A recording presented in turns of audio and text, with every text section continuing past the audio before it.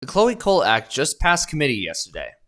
I'll be your host, Sven Sharpen, for today's episode of Sharpen the Narrative. So, Chloe Cole, whom this bill is named after, you've probably heard of her, was convinced by doctors to believe that she was trans, even though she's most likely just autistic, and was coerced to go under irreversible gender transition procedures, such as puberty blockers at 13, cross-sex hormones at 14, and then a radical double mastectomy at 15.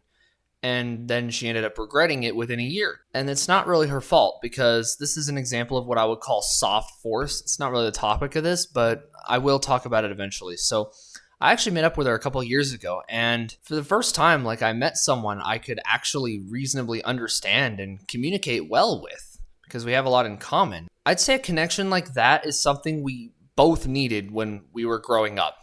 And it's just so heartbreaking to see something like this happen, especially to someone, a potential partner, like somebody who was within my type of community, especially considering she really wants to be a mom and we don't know the status of her fertility. But by the grace of God, she's doing so much better 4 years on into her advocacy, to the point where she now has a bill that bears her name. So Representative Bob Onder from Missouri, bill's sponsor, saw the issue with this happening. A lot of people in the House and the Senate saw this. They saw the issue of children being essentially convinced through a form of soft force to believe that transition is the only thing that will help them solve their distress.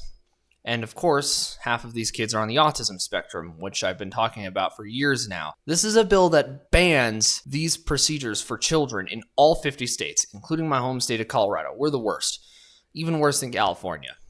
And it'll allow all detransitioners like Chloe and many of the others that I've met personally to sue their mutilators into the ground. And that's how we're going to end this evil industry. But we still have to get it through Congress.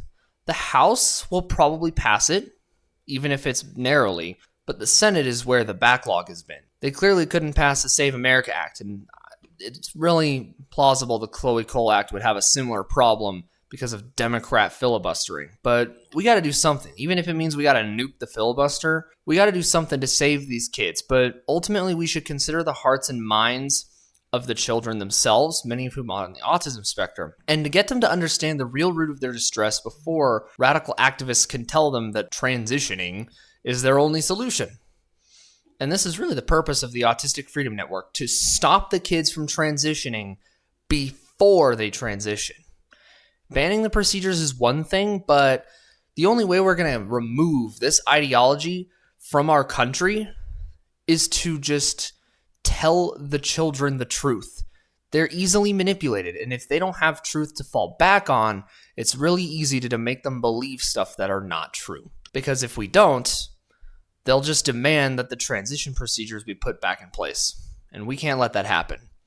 I've been your host, Sven Sharpen. That was Sharpen the Narrative. Thank you so much for watching. God bless you and have a great day.